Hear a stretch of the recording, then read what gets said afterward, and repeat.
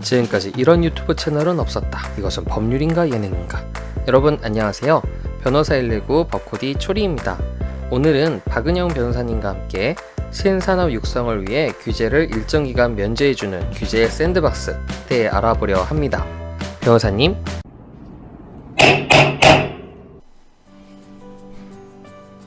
네, 안녕하세요. 변호사 119의 박은영 변호사입니다.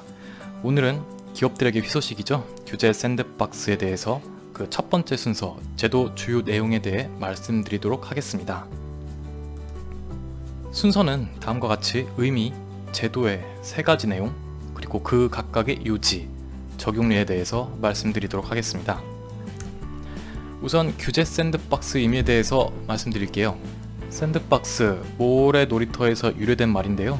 이것은 어린이들이 안전하고 자유롭게 뛰어놀 수 있는 모래 놀이터처럼 규제로부터 자유로운 환경을 기업들에게 제공해 줌으로써 창의성과 역동성을 최대한 발휘할 수 있도록 하겠다는 정부의 취지에서 붙여진 이름입니다.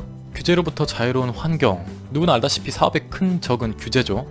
가령 유전자 검사에서 의료기관이 아닌 일반 기업체는 현행 생명윤리법상 일부 예외적으로 허용된 유전자 검사 외 다른 검사를 할 수가 없습니다.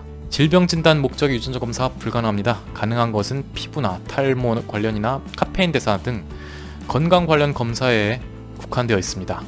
매우 협소하고 무엇보다 사람들이 원하는 질병 진단 원천 봉쇄되어 있습니다. 이렇게 단단히 구성된 규제를 일정 기간 면제하거나 유예시켜주는 제도로 이해하시면 됩니다. 제도 구성은 다음과 같이 3가지 제도로 구성되어 있습니다. 우선 규제를 신속 확인할 수 있는 제도, 그리고 실증을 위한 규제, 특례, 그리고 임시허가 제도가 그것입니다. 이 다음과 같은 제도를 간단히 설명드리면 다음과 같은 표로 요약됩니다. 첫 번째로 규제가 모호한 경우에 적용될 수 있는 규제 신속 확인 제도가 있습니다. 사업에 앞서 허가가 필요한지, 규제가 존재하는지 여부 등을 신속하게 확인할 수 있는 제도인데요. 사업자가 관계부처에 신청하면 30일 내에 규제가 존재하는지 여부 등을 확인받을 수 있습니다. 그 다음으로 실증을 위한 규제 특례 제도입니다. 안전성 등을 시험 검증할 수 있도록 규제 적용을 배제하는 제도인데요. 법령이 공백이거나 적용이 애매한 경우뿐만 아니라 여기 보시듯 금지되거나 불허된 경우, 그러니까 법령이 사업을 원칙적으로 허용하지 않는 경우에도 그 규제를 적용받지 않을 수 있는 특례 제도입니다. 마지막으로 임시허가 제도가 있습니다. 임시허가 제도는 법령이 공백이거나 아니면 적용하기에 부적합한 경우에 사업이 가능함을 전제로 2년 이내에 임시허가를 부여해주는 제도입니다. 자, 여기서 실증 특례와 임시허가 어떻게 다를까요? 목적이 우선 다릅니다. 실증 특례는 시험 검증 목적이고 이에 반해 임시허가는 시장 출시 목적입니다. 실증 특례는 시험이 목적이다 보니까 우선 법이 허용하지 않는 사업도 가능하게 하는데요. 다만 원래 법으로 규제된 사업을 가능하게 하다 보면 부작용이 발생할 수 있죠. 안전성이 문제될 수 있습니다.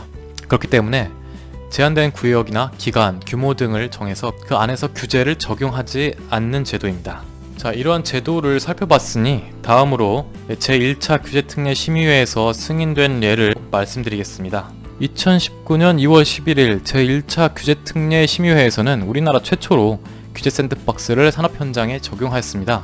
현대자동차, 제이지 인더스트리, 마크로젠이 각각 실증 특례를 신청하였고 차지인이 임시허가를 신청하였는데요. 실증 특례를 신청한 마크로젠에 대해서만 간단히 말씀드리면 아까 말씀드렸다시피 원래 유전자 검사는 비의료기관의 경우에 법적으로 허용된 질병 외 유전자 검사만 가능하였습니다.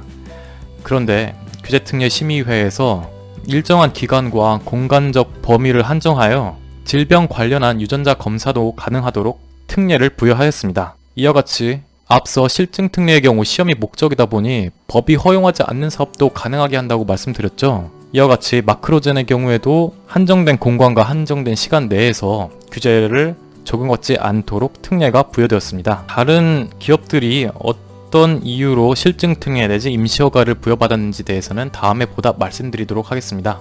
이상 규제 샌드박스에 대해서 주요 제도 내용에 대해서 설명드렸습니다. 부족한 점 많은 영상이지만 본 영상을 통해서 조금이나마 규제 샌드박스에 대한 이해가 제고되셨으면 좋겠습니다. 다음 시간에는 규제 샌드박스의 법적 근거와 그 신청 방법에 대해서 자세히 말씀드리는 시간을 갖도록 하겠습니다. 지금까지 박응현 변호사였습니다. 감사합니다. 네, 도움이 되셨나요? 도움이 되셨다면 좋아요와 구독, 알람 설정을 눌러주세요. 궁금한 게 있으신 분들은 댓글을 남겨주시면 여러분들의 친절한 이웃 법교구가 빠르고 정확한 답변을 남겨드립니다. 지금까지 변호사 119 법코디 초리였습니다.